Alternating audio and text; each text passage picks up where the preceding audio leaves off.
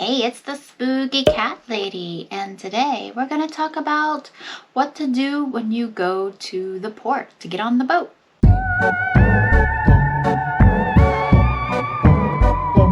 So, of course, first thing you got to do, remember your luggage. Look at that, our bags are packed. Don't forget it. You're going to need it. And not only do you not want to forget your luggage, you also want to put on your luggage tags, which you'll be able to print out, I believe, a few days before you go. You'll want to fold them up and attach it to your bags. We buy these special plastic things off Amazon because sometimes when you just fold it and tape it on, they fall off and then they don't know where to take the bag. So we like to secure it on a little bit better. These tags are great and they're not expensive. And make sure to do all of your medical stuff before you leave to go to the port. Upload your photos, answer your medical questions, pick your time for arrival, and pick your picture. You can do all of that through the app underneath the check-in, and that comes available, I believe, 30 days before you leave. So make sure to check the app and do all of that. We have a new cruise coming up, so as soon as we're able to do that, I will figure out a way to film it safely, and that way you can see how to do it in case you've never done it before. It's really easy, so don't be intimidated. If you have a smartphone, piece of cake. You might be able to do it through the website as well. Since we have smartphones, it's easier to do it on the app on our phone. So finally, you will get to the port, of course, and to get to it, you're going to have to pay taxes, road taxes, tolls. So have toll money ready so that you don't get stuck. We now have Easy Pay, so that makes it super easy. And once you get to the port, you're kind of drive up, and you're gonna follow the signs, and you're gonna get to an area that looks like this. It has all these numbers, there's everyone stopping and getting their bags out. This is where you give them the luggage you don't want to carry. They do expect a tip, so you'll want to have a tip ready for that. And I think usually it's like $20 is a normal amount if you're not sure.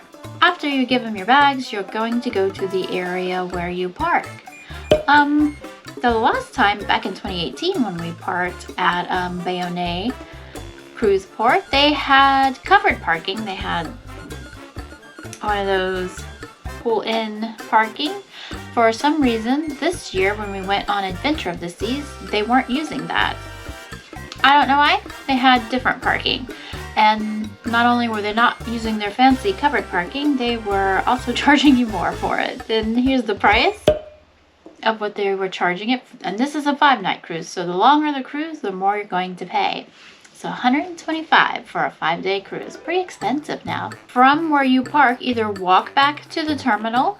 It's not that bad a walk, but if you're one of those people who bring the kitchen sink and everything, then you're probably going to want to wait for the shuttle and ride the shuttle back. I know we took the shuttle back to the terminal just because the shuttle just happened to show up, but on the way home from the terminal we walked to our car, and it didn't take very long at all. Make sure to go at your scheduled time. We did actually show up early. Our scheduled time was 11:30. We showed up at 10:30, and it just happened to be a man going around saying, there's no line, there's no wait, go ahead and go now, even though it wasn't our time yet. So we went ahead and went through early. And when you first walk into the terminal, they're going to want to scan your boarding pass. So make sure you have that ready. And then you're going to go through a metal detector. So you want to get all the metal out of your pockets, any watches, change. My husband always seems to have a ton of metal on him to get off. They'll have the little trays, and you'll go through just like the airport. And then once you're through that, you're going to go to a person who is going to want to see your passport, your COVID ID, and she's gonna want to see your she's gonna want to see that you did your paperwork, like whatever port of call you're going to, you have to get permission. Like Bermuda, we had to fill out COVID information for Bermuda and pay a $40 fee, so we had to print out the thing showing that. She'll want to see the boarding pass. She's also going to want to see your COVID test to make sure they were negative. So you want to print that out, or you can have screenshots of it on your phone of all these things, your boarding pass, your all of that. And then from there, you go right onto the boat. In the past, back in like 2018, we had to wait in the terminal. They had seating for everyone, but we waited 30, 45 minutes. We waited quite a while to go in. But I guess because they have everyone doing their pictures themselves now and posting it ahead of time and doing all that information, you just walk right in and get right on the boat. Made it through the checkpoint stuff so far. I think we're getting on the ship. Not 100% sure. I guess we'll find out here in a minute. We never sat down at all. We went straight through. Now, I don't know if that's true later on in the day when more people were coming. Maybe then there was a wait. But in the morning when we came, there was nothing. Right on the boat. It was great. So those are all the things you need to know to be ready for embarkation day, to get on the boat. And I hope you found this useful, especially if you're a new cruiser and you have no idea what's happening. Please like and subscribe. A lot more cruise videos will be coming. We have 2 more in the future. Who knows, we might book more if they keep sending us complimentary offers. We'll probably be doing even more. I like to do Oasis since it cruises locally. Please like and subscribe. I'll see you in the next video. Bye.